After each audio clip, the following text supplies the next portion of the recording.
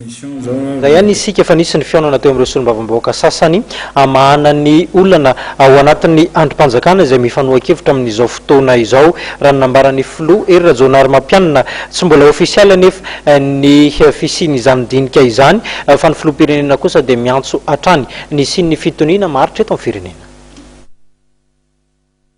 Ny omalin'iny ange zany hoe ny zoma sy ny sabotsy iny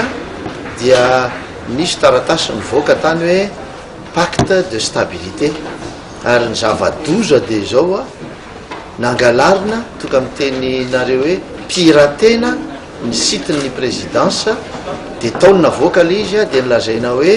avy amin'ny présidence le zavatra zay moa efa nilaza hoe tsy avy aminay zany sosikevitra tamin'iny andro iny zany fa dia hevitra avy any aman'olo-kafa nivoizina zany zavatra zany. Za raha natadidinareo ny andro zay nivoany ny didiny dia nanao andeha ataoko hoe kabary aho ho an'ny vahoaka malagasy zay nilazako fa ny tombontsoa amin'ny firenena ihany tombontsoa ny vahoaka ihany no tokony hojerena no tokony atao ambony indrindra ary amin'ny ohatran'ireny dia tsy misy resy tsy misy mpandresy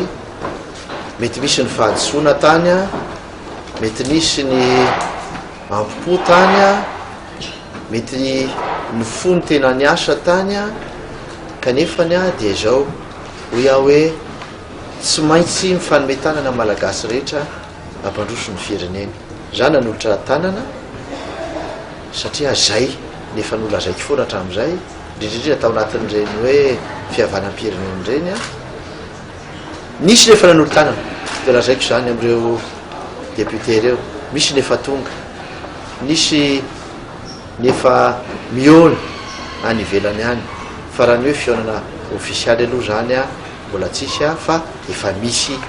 be deabe ny resaka manodidina an'izany zay atao any ambadika any nareo no afaka namarina azy amin'iny androany iny sy ny maly zay naleanay mikatsy hoe izy zao ny pika aza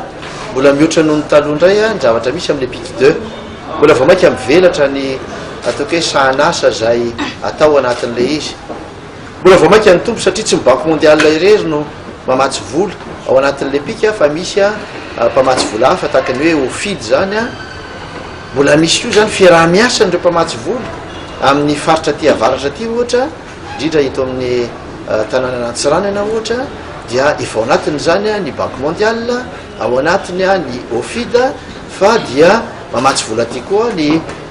banque africaine de développement mamatsy vola ty fotodrafitrasa samihafa koa ny agence française de développement ankoatra nireo mpamatsy vola hafa ivelan'izay zay lazaiko anareo hoe ny banque européenne